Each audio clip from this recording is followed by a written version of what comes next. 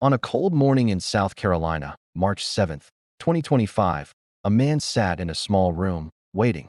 His name was Brad Sigmon, and he was about to face something that hadn't happened in America for 15 years. Something most people thought belonged to the Old West. Something that would make headlines around the world. But to understand why Brad was in that room, we need to go back, way back, to a time when his life looked very different. If you want to know what happens next, hit that subscribe button and drop a comment telling us what you think so far. Let's rewind to 2001. Brad Sigmon was a young man living in Greenville County, South Carolina. He had a girlfriend. They were together, like many young couples. But relationships can be complicated, and sometimes they end. When Brad's relationship ended, something inside him broke. Or maybe it was already broken. We'll find out more about that later. But what happened next would change everything. On May 2nd, 2001, Brad drove to a house. Not his house, not his ex-girlfriend's house, but a house that belonged to two people who meant everything to his ex-girlfriend. Two people who had lived long lives. Two people who never saw what was coming. Their names were David and Gladys Lark. They were his ex-girlfriend's parents. David was 64 years old. Gladys was 62. They had built a life together, raised their daughter, and were enjoying their later years. That morning started like any other morning for them. They had no idea their daughter's ex-boyfriend was on his way. Brad arrived at their home. What happened in the next few minutes would haunt everyone involved for decades. He didn't knock. He didn't ring the doorbell. He broke in. Inside that house, Brad found David and Gladys. And in those terrible moments, he took their lives. The details are hard to hear, but they're important to understand how serious this was. He attacked them with such violence that there was no chance they could survive. He used his hands. He used weapons. He made sure they couldn't fight back. David Lark died from his injuries. So did Gladys Lark. Two people who had done nothing wrong. Two people who were simply in their own home on a Wednesday morning. But here's where the story gets more complicated. Because Brad Sigmon didn't just do this once. Before he went to the Larks' house that day, he had already killed someone else. His own stepfather, a man named Stephen Dober. Stephen was only 37 years old. Brad had gotten into an argument with him, and it had turned deadly. So in one day, Brad Sigmon took 3 lives. 3 people who woke up that morning not knowing it would be their last day on Earth. The police caught Brad quickly. When they arrested him, they started piecing together what had happened. And what they found was shocking. Brad confessed. He told them what he had done. He didn't deny it. But his lawyers would later try to explain why he did it. And that's where things get really interesting. You see, Brad Sigmon's childhood wasn't normal. Not even close. As a boy, Brad was abused. Badly. The kind of abuse that leaves scars you can't see, but that never really heal. His lawyers said he grew up in a home filled with violence and fear. They said his brain didn't develop the way it should have because of all the trauma. They said he had mental illnesses that made him see the world differently than other people. One doctor who examined Brad said he had brain damage. Another said he suffered from severe mental illness. They argued that Brad wasn't completely in control of his actions that day, that something in his mind had snapped. But here's the thing about the American justice system. Even if you're mentally ill, even if you had a terrible childhood, you can still be held responsible for murder, especially when you kill 3 people. Brad's trial began. The prosecutors laid out the evidence. They showed the jury photos of the crime scene. They called witnesses. They explained exactly what Brad had done to David and Gladys Lark and to Stephen Dober. The defense tried their best. They brought in mental health experts. They talked about Brad's childhood. They asked the jury to consider that Brad was sick, not evil. But the jury had to make a decision. And after hearing everything, after seeing all the evidence, they made their choice. Guilty. Guilty of murdering David Lark. Guilty of murdering Gladys Lark. And then came the next question. What should happen to Brad Sigmon? In South Carolina, when someone is convicted of murder, the jury can choose between 2 punishments: life in prison or death. The jury chose death. Brad Sigmon was sentenced to die for his crimes. He was sent to death row, a special part of the prison where people wait for their execution. And Brad waited, and waited, and waited. For 24 years, Brad sat in a cell. 24 years of appeals. 24 years of lawyers trying to save his life. 24 years of the Lark family waiting for justice. But in 2025, something changed. Brad's appeals had run out. The courts had made their final decisions. The governor reviewed his case one last time and decided not to grant mercy. It was time. But Brad had a choice to make. A choice that would shock people around the world. A choice that hadn't been made in America since 2010. What was that choice? And what was waiting for Brad in that small room on March 7th, 2025? In most states with the death penalty, prisoners don't get to choose how they die. But South Carolina is different. And in 2021, the state changed its laws in a way that would bring back something from America's past. For years, South Carolina had trouble getting the drugs needed for lethal injection. These are special chemicals that put someone to sleep forever. But drug companies didn't want their products used for executions, so they stopped selling them to prisons.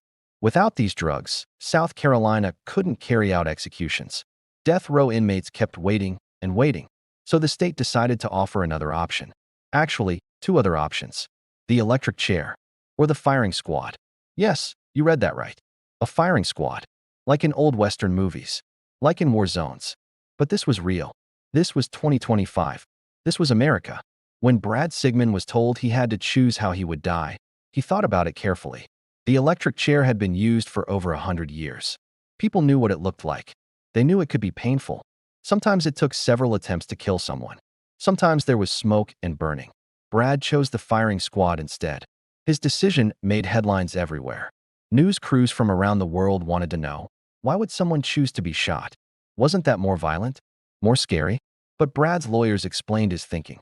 He believed being shot would be faster, quicker, maybe less painful than electricity coursing through his body.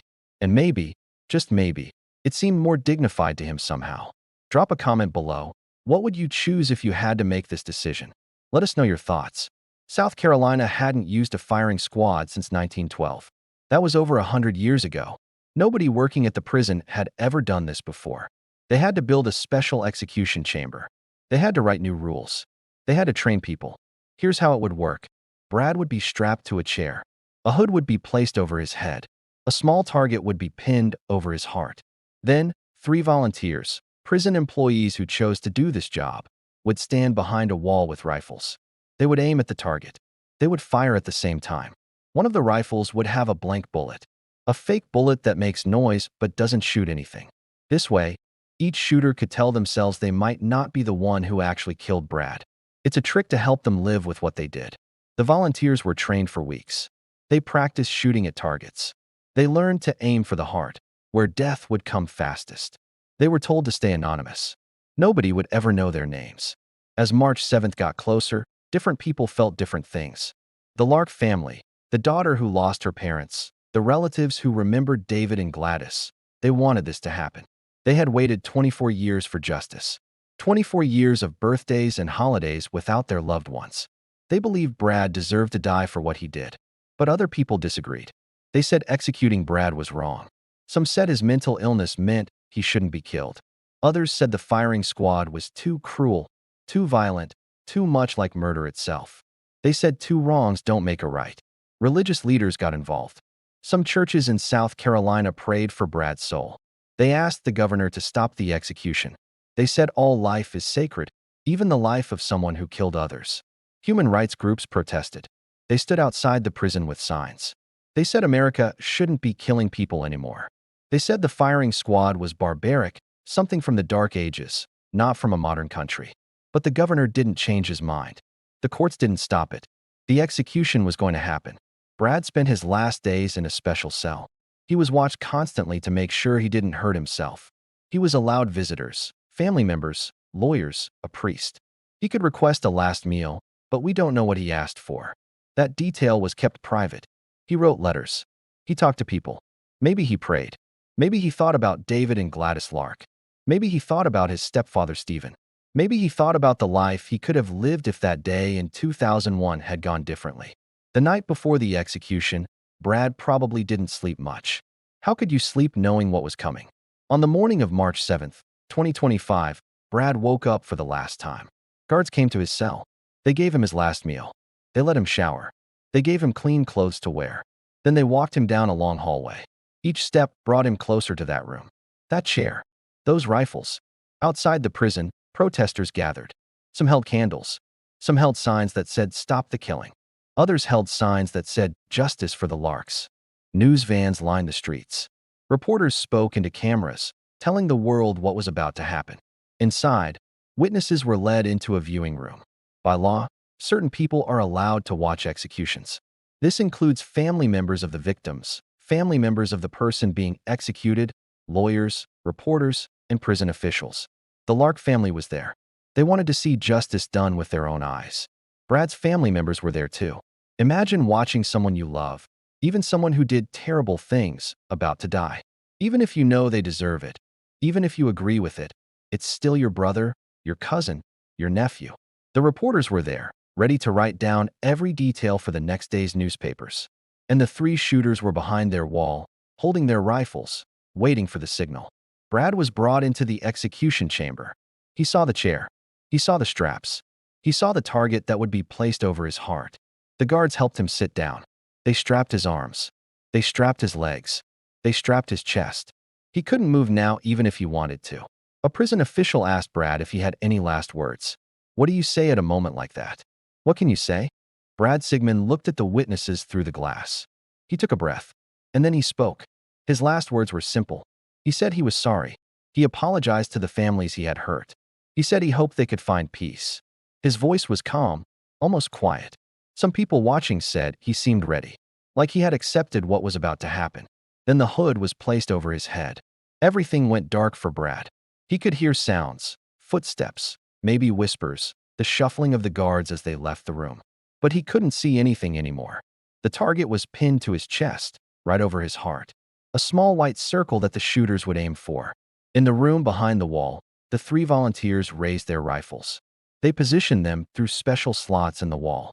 They could see Brad in the chair, the hood over his head, the target on his chest. A prison official began the countdown. This is the procedure they had practiced. Everything had to happen exactly right. On the count of 3, they would fire. 1, 2, 3. The sound of gunfire echoed through the chamber. 3 shots, almost at the same exact moment. It sounded like one loud crack. A doctor rushed into the room. He checked Brad's pulse. He listened for a heartbeat. He looked for any signs of life. There were none. Brad Sigmon was pronounced dead at 6:06 a.m. The entire process, from the time he sat in the chair until he was declared dead, took less than 15 minutes. He became the 4th person executed by firing squad in the United States since 1976. He was the first in South Carolina in over a century. And he was the first person executed by firing squad in America since 2010, when Ronnie Lee Gardner was executed in Utah. Before we continue, hit that subscribe button if you're finding this story fascinating. And comment below, do you think the death penalty should still exist today? The witnesses sat in silence. Some cried. Some just stared. The Lark family members held each other. After 24 years, it was over. David and Gladys had been gone since 2001, but now, in their minds, justice had finally been served. Outside the prison, the protesters heard the news quickly. Some fell to their knees and prayed. Others shouted in anger. The debate that had been happening for weeks, for years really, wasn't over just because Brad was dead. Within hours, news of the execution spread around the world. Headlines screamed, "Firing squad execution returns to America." South Carolina executes man by firing squad. Controversial execution sparks debate. People everywhere had opinions. Social media exploded with arguments. Some said Brad got what he deserved. He killed 3 people in cold blood. He showed no mercy to David and Gladys Lark as they begged for their lives. Why should society show him mercy? Others said executing him solved nothing. David and Gladys were still dead. Stephen Dober was still dead. Killing Brad didn't bring them back. It just created another death. Another family grieving. Another life ended. Some focused on the method. Was shooting someone really more humane than lethal injection? Or was it just more violent, more shocking, more like something from a darker time in history? But others pointed out that things can go wrong. What if the shooters miss? What if the person doesn't die right away? What if they suffer? Legal experts debated whether the firing squad counted as cruel and unusual punishment, which is banned by the U.S. Constitution. Some said yes, it's too violent and degrading. Others said no, it's actually one of the fastest and most reliable methods. The story raised bigger questions too. Questions America has been asking for a long time. Does the death penalty actually stop people from committing murder? Studies show mixed results.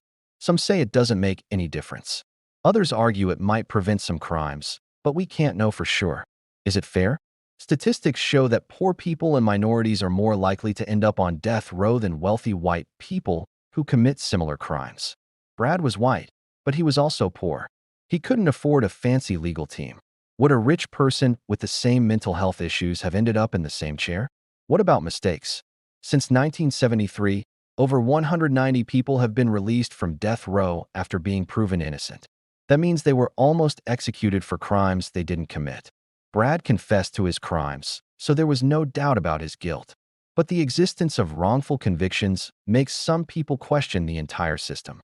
And what about mental illness?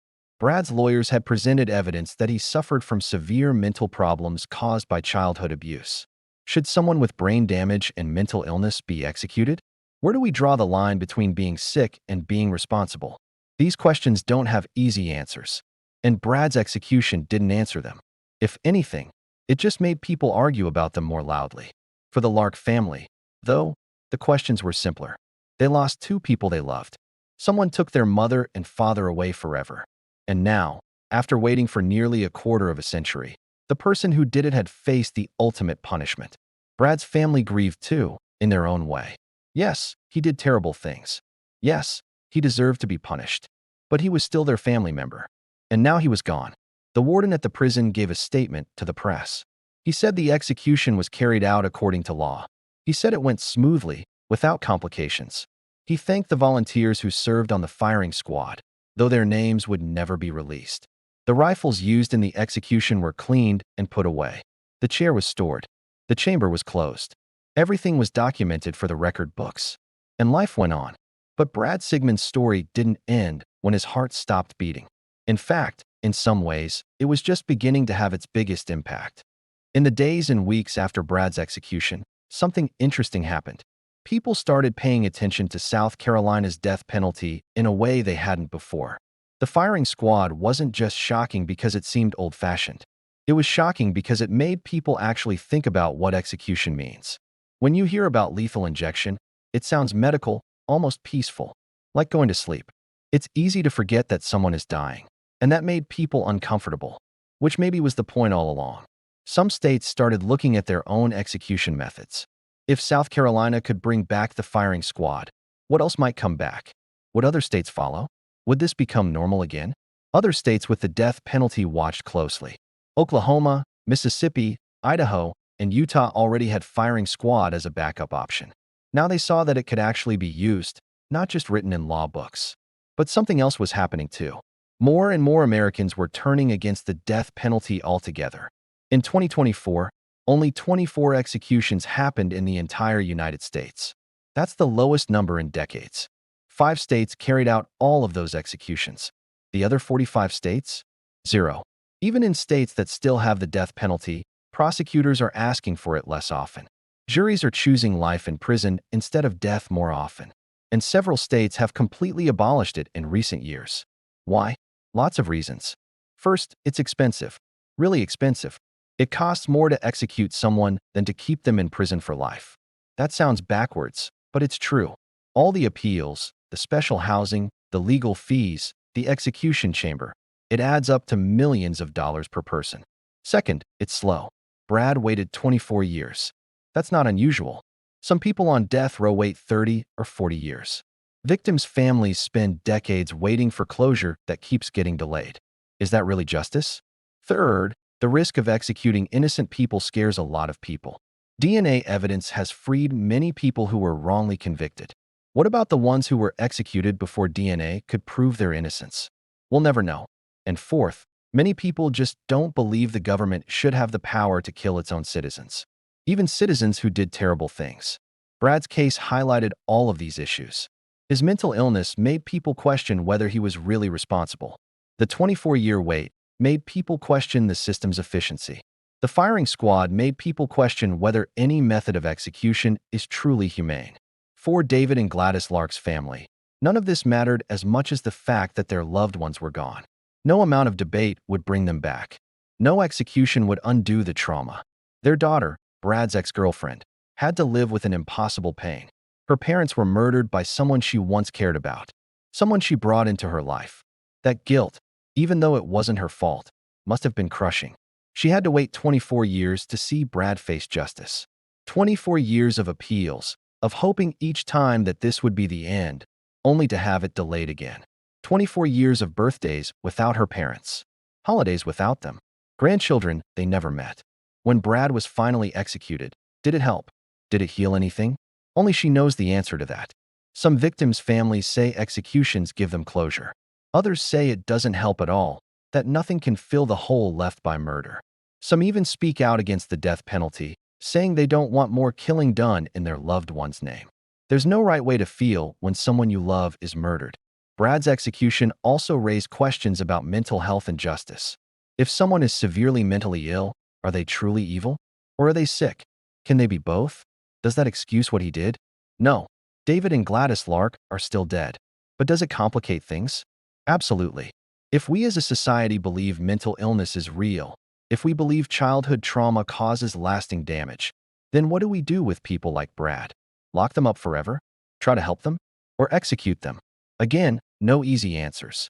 As of today, 23 states have abolished the death penalty.